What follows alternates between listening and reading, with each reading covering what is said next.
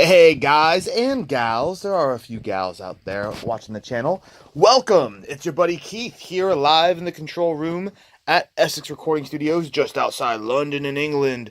And today we've got a very cool guitar to share with you. If you're new to the channel, click like, click subscribe, join the circle of friends. It costs you absolutely nothing. It doesn't get better than that, guys. They say there's no free lunch in life, but at least there's a free subscription to your buddy Keith's YouTube channel.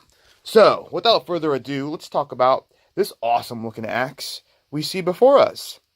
What is it? It's an Ibanez IC300 Iceman.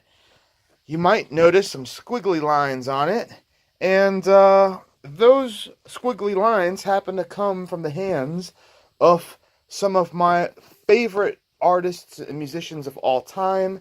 They happen to all be in the same band. I've seen these guys live with Metallica, with Slayer, headlining their own show, and they kick 18,000 tons of ass. And they are Lamb of God. If I had to say my favorite bands of all time, they're all in the metal genre, but certainly my favorite metal bands. Lamb of God, Pantera, Metallica, Zakk Wylde, Black Label Society. They're all right there, guys.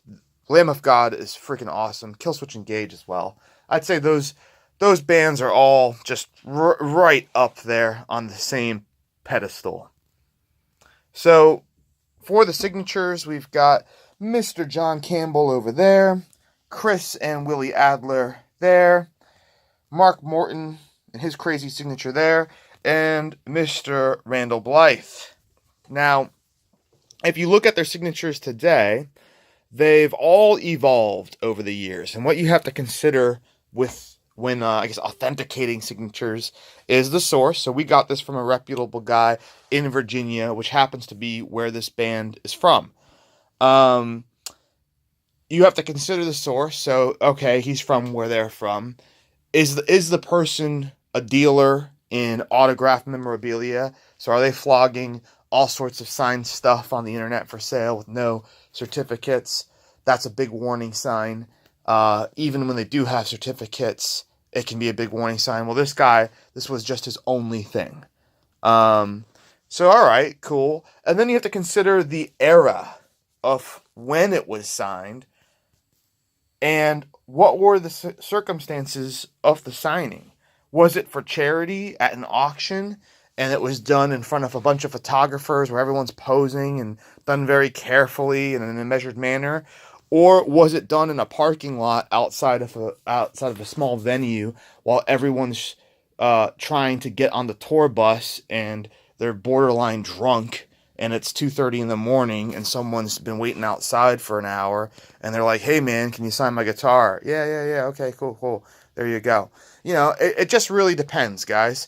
Also, at what stage in the career of an artist, so like Randy Blythe, the singer, his signature was like this in early days. Now, he's got a major pronounced D, and his signature is two-tiered these days. Still has this thing. He's always done this zoop. Mark's has pretty much always looked like that.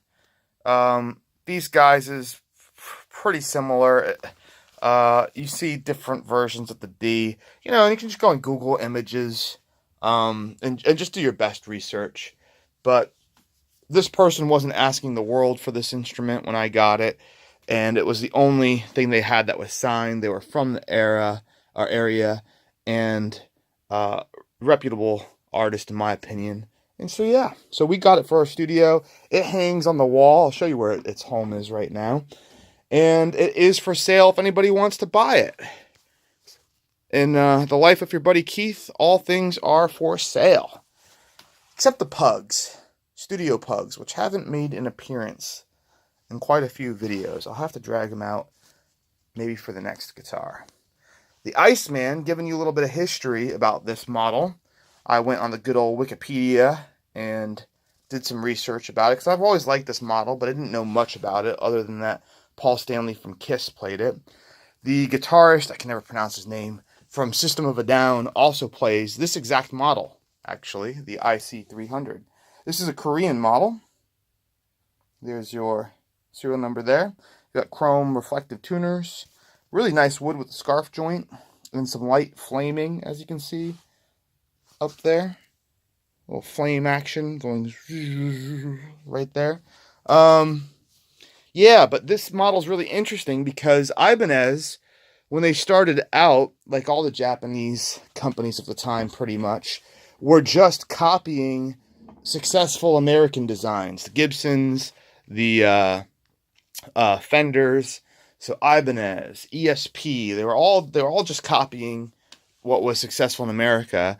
And the head of Ibanez said, we want our own distinct Japanese design. We want something that's ours. We're tired of copying people. And this is what they came up with. My wife Randy calls it the crochet needle. But I have always liked these. This design was featured a lot in Guitar World magazine in the 90s. You would see it. Paul Stanley obviously made it famous. And when you think about it, think of it back in time to the 70s. It's only 30 years after the war against Japan. Everything was rah, rah, go, go, go, made in USA, made in USA. USA is awesome. Anything made in Asia sucks. That was very much the war cry in middle-class working man America. I grew up with that in the 80s and 90s for sure. I remember thinking it's super weird seeing someone in Florida like driving a Honda in the late 80s and early 90s. Like, what? That's not an American car. It was weird. It's just how we were brainwashed to think. So very interesting that Paul Stanley from Kiss doesn't get more American than that. Goes and picks a Japanese guitar to be his signature in the 70s. Now later, of course, moves to Washburn, where good old Dimebag was endorsed as well, and has an American company copy the Japanese design. Yeah, give them a little taste of their own medicine, I guess. And then has a USA signature model. But I've always been a fan of this. I've always been a fan of Ibanez, and just a killer guitar. Super cool as well to have the brand have this guitar have all of the entire band's signatures on it. And these guys are playing Japanese guitars as well. I mean, John Campbell's Jackson bass was made in Japan. I think the guys, I can't keep track of them, but I think they're playing ESPs now. We've got ESP signature models, which are, again, made in Japan. So, good stuff coming out of Japan, for sure. Nice binding around the body and the neck. Nice rosewood fretboard. Pearl dot inlays, it looks like. Are they pearl? Maybe they're not pearl. I think they're just kind of, I think they're just a semi-reflective kind of material. And then you've got these standard, what is this AH1 and AH2 pickup. A little bit of oxidization around the screws and pole pieces. Tailpiece is in great shape. Yeah. As far as wear goes, a little plastic top piece for the pickup selectors, absent. Ding right there at the base of the signature. A couple little dings there. Nothing crazy to write home about. On the back, there's, I don't really see anything. I don't know. There's some sort of line in the lacquer. I think that's just from the body construction. But I think you've got a good idea of what the whole thing looks like.